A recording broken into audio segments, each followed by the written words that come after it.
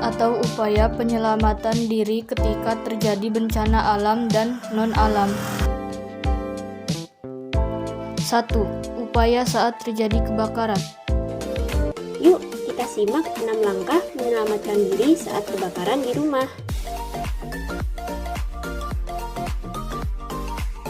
Yang pertama, jangan panik. Kepanikan hanya akan membuyarkan konsentrasi kamu dan membuat kamu lupa rute jalan keluar. Saat terjadi kebakaran, tenangkanlah dirimu, tarik nafas, dan fokuslah terhadap proses penyelamatan diri.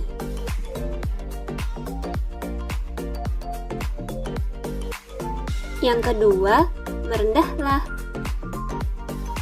Kebakaran akan menghasilkan asap yang dapat mengandung gas beracun. Asap ini cenderung bergerak ke arah atas, sehingga agar tidak menghirup gas tersebut, merangkaklah sedekat mungkin dengan dasar rumah. Yang ketiga, lindungilah saluran pernapasan. Saat merangkak, lindungilah hidung dan mulut dengan lap, kain, baju, atau handuk basah. Hal tersebut mencegah asap pekat terhirup dan masuk ke paru-paru. Yang keempat, meraba tembok.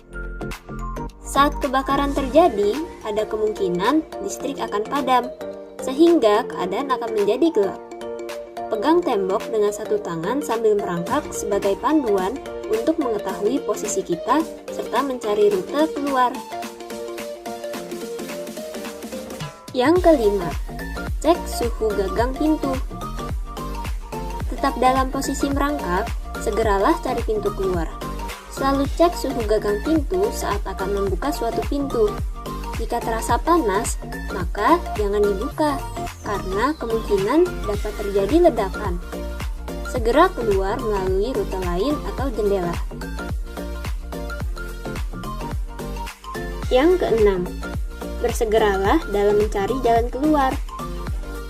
Sebisa mungkin kita harus keluar dari rumah saat terjadi kebakaran, karena api dapat dengan cepat menyambar dan bisa terjadi ledakan karena bahan yang mudah terbakar.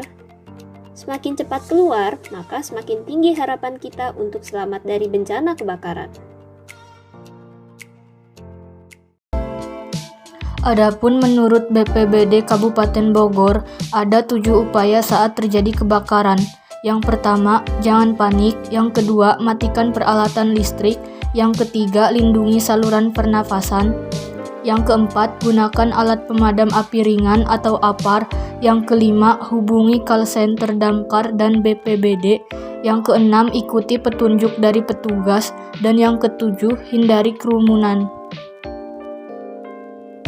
2. Penyelamatan diri dari bencana tanah longsor.